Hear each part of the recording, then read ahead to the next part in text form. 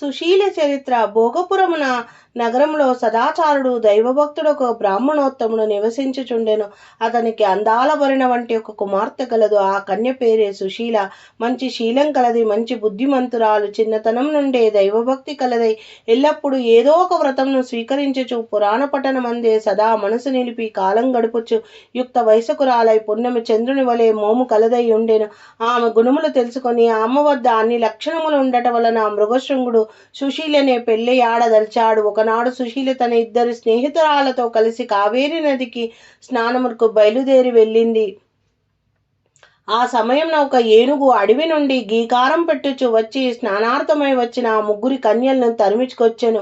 వారు భయపడి ఏ దిక్కుగానో ముందు వెనకలు చూడక పిక్కబలం కొలది పరుగిడిపోవుచుండగా దారిలో గట్టులేని నూతిలో పడి ప్రాణాలు విడిచిరి. ఆ సంగతి వారి తల్లిదండ్రులకు తెలిసి వచ్చి చూచుసరికి ముగ్గురు చనిపోయి ఉన్నారు. ఆ వార్త మృగశృంగునికి తెలియటచే అతడు వచ్చి ఆ ముగ్గురు మృతదేహాలని చూశాడు.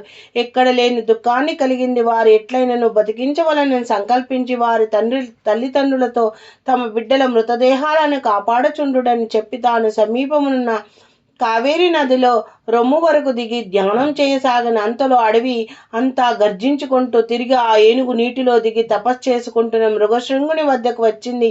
అయినను మృగశృంగుడు చలించలేదు, నిర్భయంగా ధ్యానిస్తూనే ఉన్నాడు. ఏనుగు కూడా మృగశృంగునికి ఎదురుగా నిలబడి దీక్షగా చూడసాగింది. అటుల కొంచెంసేపు నిలబడి తటాలును తన తొండంతో మృగశృంగుని పట్టుకొని తన వీపుపై ఎక్కించుకున్నది. అయినను ఆ బ్రాహ్మణ కుమారుడు భయపడక అది అంతయు శుభసూచకమని తలచినాడు. నీరు మంత్రించి ఏనుగుపై చల్లని తన రెండు చేతులతో దాని శరీరాన్ని నిమిరాడు.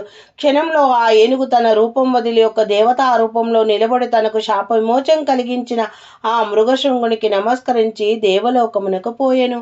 వింటివా దిలీప మహారాజా, మాఘ స్నాన ఫలం వలన ఏనుగు కూడా శాప విమోచనము ఎట్లు కలిగి నిజరూపం వచ్చిందో మిగిలిన వృత్తాంతం కూడా శ్రద్ధగా ఆలకింపుడు.